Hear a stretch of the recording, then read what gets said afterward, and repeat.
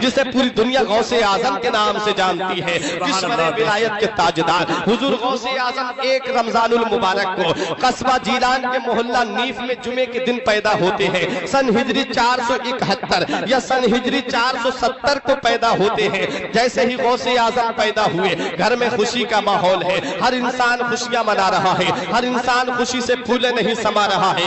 ماں کے چہرے سے خوشی کے آثار ظاہر ہو رہے ہیں، پھوپھی کے چہرے سے خوشی چھلک رہی ہے، والد کے چہرے سے خوشی چھلک رہی ہے، نانا کے چہرے سے خوشی چھلک رہی ہے۔ ہر انسان خوشیاں منا رہا ہے کیونکہ گھر میں بیٹے کی ولادت ہوئی ہے، گھر میں خوشی کا ماحول ہے۔ لیکن غوث اعظم کی والدہ جن کا نام ام الخیر فاطمہ ہے، وہ دیکھا کہ کچھ دیر کے بعد میں آنکھوں سے آنسو بہا رہی ہے۔ لوگ حیران ہیں، لوگ حیرت کی نظر سے دیکھ رہے ہیں کہ یہ معاملہ کیا ہے۔ ابھی تو فاطمہ ہنس رہی تھی، ابھی تو فاطمہ خوش تھی، ابھی تو فاطمہ کے چہرے سے خوشی کے آثار ظاہر ہو رہے تھے۔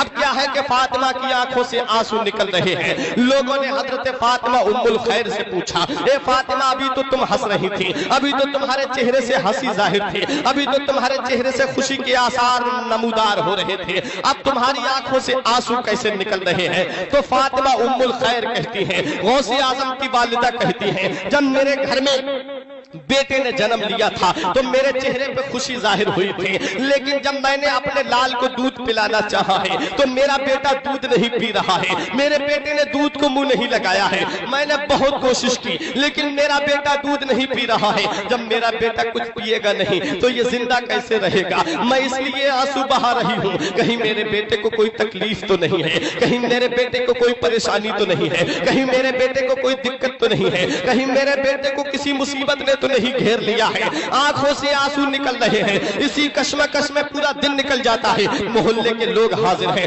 قبیلے والے حاضر ہیں اور فاطمہ ام الخیر کی آنکھوں سے آنسو نکل رہے ہیں۔ لیکن جب قصبہ جیلان کے مساجد سے مغرب کی اذان کی آواز آتی ہے اور جب مسجد کے اندر مؤذن پکار کر کے کہہ رہا تھا اللہ اکبر اللہ اکبر، جب اذان کی آواز آ رہی تھی، جب غوث اعظم کو دودھ دیا جاتا ہے تو غوث اعظم دودھ تناول کر رہے ہیں، غوث اعظم دودھ پی رہے ہیں۔ غوث اعظم رضی اللہ تعالیٰ عنہ کے بارے میں پورے قصبہ جیلان میں یہ بات پھیل جاتی ہے کہ سادات گھرانے میں ایک ایسا بچہ پیدا ہوا ہے، سیدوں کے گھر میں ایک ایسا بیٹا پیدا ہوا ہے کہ جو پیدا ہوتے ہی روزہ رکھ رہا ہے۔ میں نے عالم تصور میں عرض کیا، میرے غوث اعظم شریعت کا حکم آپ پہ لگا نہیں ہے، شریعت کے احکام آپ پر ابھی وارد نہیں ہوئے ہیں۔ شریعت کے حکم تب لگتے ہیں جب انسان بالغ ہو جاتا ہے، ابھی تو آپ پیدا ہوئے ہیں، پیدا ہوتے ہی آپ روزہ کیوں رکھ رہے ہیں؟ تو میرے غوث اعظم کی روحانیت نے جواب دیا تھا، میرے غوث اعظم کی کرامت نے جواب دیا تھا، اور غوث اعظم بچپن سے روزہ رکھ کر کے اپنے ان غلاموں کو پیغام دے رہے ہیں جو سینہ تان کے کہتے ہیں کہ غوث کا دامن نہیں چھوڑیں گے، جو سینہ تان کے کہتے ہیں کہ ہم غوث کی غلامی کا پٹا گردن میں ڈالے ہوئے ہیں، جو سینہ تان کے کہتے ہیں ہم غوث اعظم کے غلام ہیں۔ ارے تم کیسے غلام ہو؟ غوث اعظم تو پیدا ہوتے ہی روزہ رکھ رہے ہیں اور تم رمضان کے مہینے میں کھاتے پھر رہے ہو، تم رمضان کے مہینے میں بیڑی سگریٹ گلیوں میں پیتے پھر رہے ہو۔ کیا یہی غوث اعظم کی غلامی ہے پیارے؟ یہ غوث اعظم کی غلامی نہیں ہے، غوث اعظم سے محبت ہے، غوث اعظم سے پیار ہے، غوث اعظم سے عقیدت ہے۔ تو میرے غوث اعظم نے جو حکم دیا ہے اس پر پابندی کرو، غوث اعظم نے جو حکم دیا ہے اس پر عمل پیرا ہو جاؤ اور پوری دنیا کو یہ بتا دو کہ ہم غوث اعظم کے غلام ہیں۔ بلبل سے بہرحال نشر من نہ چھوٹے گا، برقے تپا کے خوف سے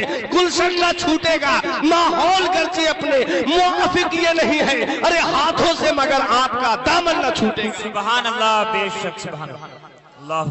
جمیل قادری بریلی سے پکار اٹھے، خدا کے فضل سے ہم پر ہے سایہ غوث اعظم کا، ہمیں دونوں جہاں میں ہے سہارا غوث اعظم کا۔